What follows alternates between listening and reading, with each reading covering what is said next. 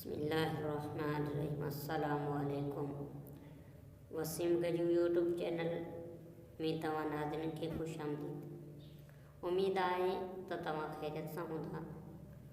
तव्हां सां अॼु हाज़िर आहियूं मौजूद वक़्त जी ताक़त वीडियो शुरू करण खां अॻु में तव्हां प्यारे नाज़रीन खे अर्ज़ु आहे असांजो वसीम गजू यूट्यूब चैनल अगरि तव्हां पहिरीं दफ़ा ॾिसी रहिया आहियो त बेल आइकन ते क्लिक करियो जीअं त असांजी डेली नई वीडियो तव्हां नाज़रीन ताईं पहुची सघे। शुक्रिया। बिस्मिल्लाहिर्रहमानिर्रहीम। आला कामयाबी खे हासिल करण ताईं महिनत करियो। मक़सद खे हासिल करण जी शदीद ख़्वाहिश पंहिंजी सभिनी सलाहियतुनि खे उन जे असूल वक़्फ़ करे छॾींदी आहे। हिन वीडियो खे ॾिसण लाइ महिरबानी।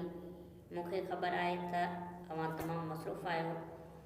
वक़्त जी तरतीब बाबति तव्हां वीडियो ॾिसण खां पहिरियां ई उन जे लाइ वक़्त तरतीब ॾियणो पवंदो ऐं पोइ जीअं जीअं तव्हां वीडियो ॾिसंदा वेंदव तव्हां अमली ऐं तकिड़ा क़ाबिल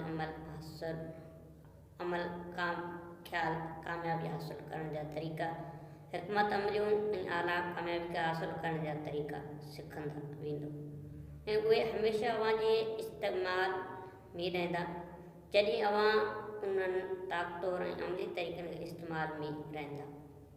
जॾहिं अव्हां उन्हनि ताक़तवर ऐं अमली तरीक़नि खे सिखे वठंदव त ज़िंदगी जे हर शोबे में अव्हां जूं सलाहियतूं हैरत अंगेज़ तौर ते वधी वेंदियूं। असां ख़ुशी खे हासिल करण लाइ कोशिशि कंदा आहियूं ऐं इहा कोशिशि कीअं कामयाब थींदी। सभई दौरनि जे अज़ीम तरीन माण्हुनि पंहिंजो समूरो वक़्तु सवाल जे जवाब खे हासिल करण लाइ वक़ुफ़ कयो। जदीद नफ़्सियात जो बानी सकमन फ्राइड लिखे थो त इंसान जी समूरी कोशिशि जो पहिरियों मक़सदु ख़ुशी खे हासिल करणु आहे। असीं लगातार उन्हनि शयुनि खे हासिल करण लाइ जस्तजू कंदा रहंदा आहियूं जेके असांखे ख़ुशी ॾियनि ऐं असांजी ज़िंदगी खे कामयाब ऐं कामरान बणाए छॾनि। मुख़्तसिर इहो त असीं सभु ख़ुशी ऐं कामयाबी जा उमेदवार आहियूं। असीं पंहिंजी सॼी ज़िंदगी बहितर रिश्तनि कम पैसे रांदि मशगूलनि ऐं ॿियनि मसरूफ़ियतुनि जे तलाश में उन लाइ गुज़ारे छॾींदा आहियूं त असां ख़ुशी ऐं कामयाबी हासिल करे सघूं।